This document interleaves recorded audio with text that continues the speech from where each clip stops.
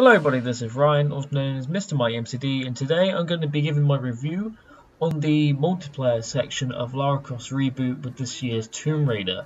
Now, before I get into this review, I'm going to mention that the gameplay you're watching right now is actually one of the first multiplayer matches I played. It was within 1 or 2 hours of game time, and only features myself and some random guy who helps me out along the way. It's the only gameplay I'm showcasing, as I could have recorded more and I could have made a very well edited review. I just want to get my impressions out of the way, and this is the only footage I have since I've sold the game now. But without further ado, I'm going to get into my review of Tomb Raider's multiplayer, and let's start things off with the positives by saying I like how the game feels. It's kind of like Uncharted. I didn't play much of Uncharted multiplayer because, well, I don't have a PS3, but it's not as smooth, but it still feels nice. And this is a little attention to detail, but I like how when you're shooting a guy, a health bar is displayed and you can kind of tell how much damage they have, but that's really nice when it's above their heads, and when you're shooting them it slowly goes down and it kind of becomes, it makes the battles more intense. And I like how balanced all the weapons are. There is one weapon in particular that I'm not so sure about.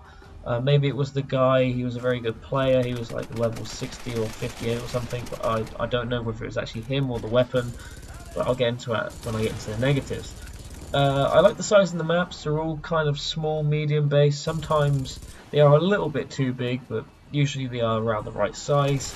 But I think one of the interesting things about this multiplayer is the use of traps. In the multiplayer maps you can set up various traps, like you can be running along and then all of a sudden two massive spikes come and kill you, or the classic one is where this piece of rope will get caught in your leg and you'll just go flying in the air, which is pretty awesome. And I like how all the single player elements are integrated into the multiplayer, such as the axe climbing and the zip lining and stuff like that. That's really awesome, and the zip lining is still as fun as ever. The axe climbing is a little bit faster than single player, but it should be a little bit more faster, because many times I've been climbing and then someone will spot me at the last minute and I die. But you know. The level up system, it's got like prestiges and all that kind of stuff that you see in first person shooters or third person shooters nowadays, and I do like it because you level up quite quickly. There are various unlocks, plenty of unlocks actually, and it happens pretty frequent in terms of how many unlocks you get and stuff. And those unlocks can be anything from like weapons or perks, or a really good selection of characters to choose from. The fact that matches also have 3 rounds to them, there's only 4 game types, and I think there's like 6 or 8 maps, but there's only 4 game types. There's a ranked version or a public version or whatever, and they each will have 3 rounds, which is pretty interesting because you might be doing really well in one round and so's your team, and then the second round you just haven't got it, and then the final round really draws to the line. You know, you're really pushing for the win and stuff, and that's really awesome. And I do like how quick the matchmaking system is. It's super smooth, it's flawless, and probably the last positive I'll say about the multiplayer, it's really, really sharp. It's really nice looking. Graphically speaking, it's very high up there for me. It doesn't feel like they've degraded too much onto the multiplayer side. Usually the single player looks amazing, the multiplayer looks but it's kind of on the same level. It still looks awesome. Now I'm going to get into the negatives of Tomb Raider's multiplayer. I was not very keen on this multiplayer at first, and after about 2 or 3 hours of play I ended up really enjoying it actually, and I want to play some more. I guess because, you know, I kind of give it a hard time. I thought, oh, this is crap.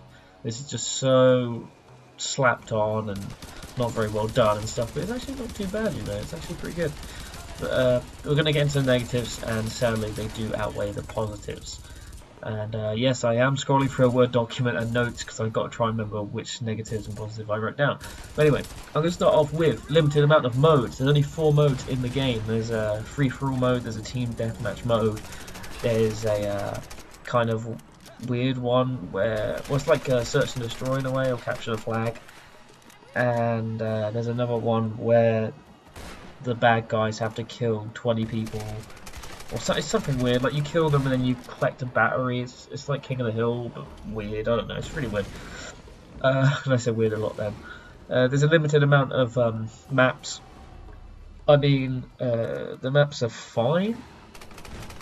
Like, they didn't pop up too often, but then you start to realise after an hour or two, yeah, I'm seeing the same map over and over again, because people keep voting for the same 1 or 2 maps, and when you try the other maps you realise, oh yeah, they're not even that great anyway, so you understand why.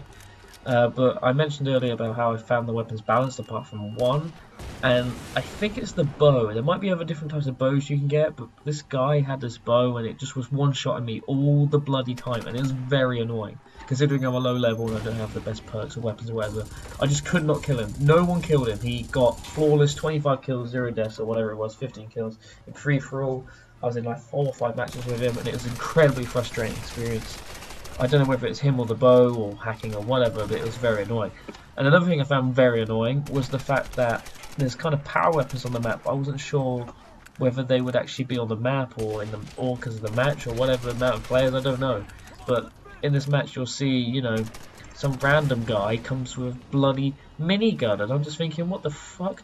And I pick it up right here, and it's complete rape. it's seriously fun to use, but if you don't know what the power weapons are, God, they changed the tide of battle really quickly. Me and this guy were struggling so much to try to kill these guys, and I finally got the minigun and managed to get a couple of kills with it.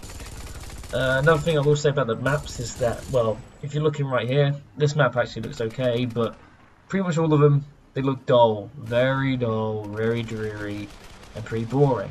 And a couple of them feature weather effects, and I don't mind that in some multiplayer maps, but they overdo the weather effects sometimes here, where it becomes a really big nuisance. Mostly the desert level, that really annoyed me. The sand comes in, and usually you can have a vague idea where you're going, but it just covers the whole screen completely, and you can't see shit. It's really annoying. I sound like a negative Nancy, but whatever. There's some other things I've got to talk about, such as holding B to sprint. And I think you can change the controls, but why would that be the default? That's weird. That's like Lost Planet 2 all over again. And I don't really want to think about Lost Planet 2 because. But this was probably the most annoying thing I found about the multiplayer, and I'm not sure. I think it's probably only in the objective game types, but there was a moment where I was killing many players, and they would go down.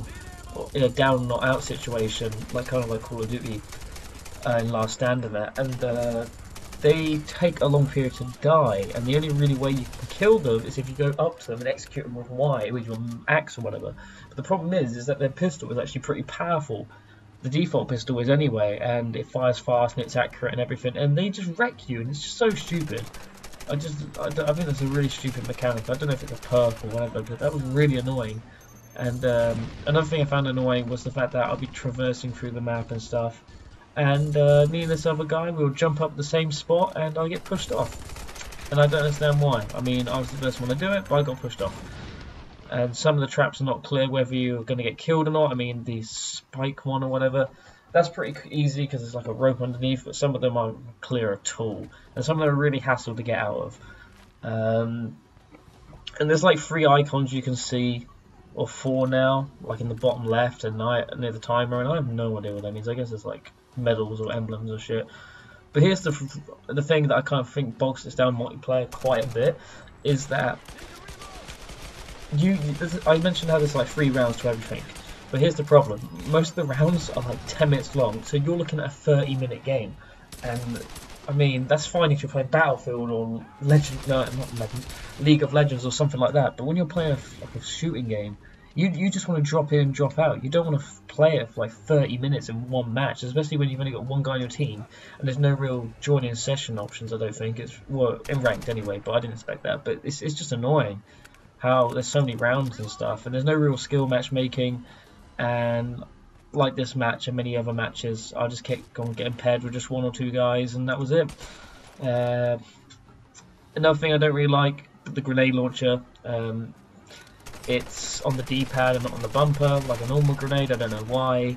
And there's kind of like a martyrdom perk, or martyrdom perk, where, you know, they die and they drop a mine. You can shoot it pretty easily, but it's pretty annoying.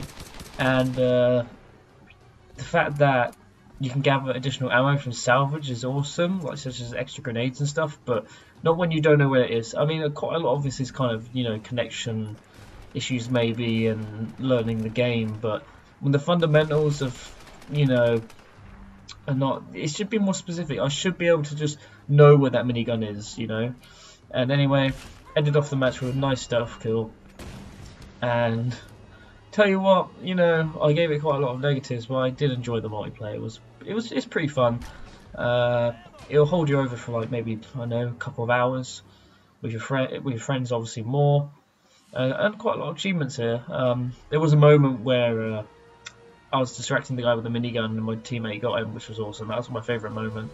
But yeah, guys, I hope you enjoyed this video. Please be sure to give it a like if you enjoyed it, and subscribe for more. Bye bye.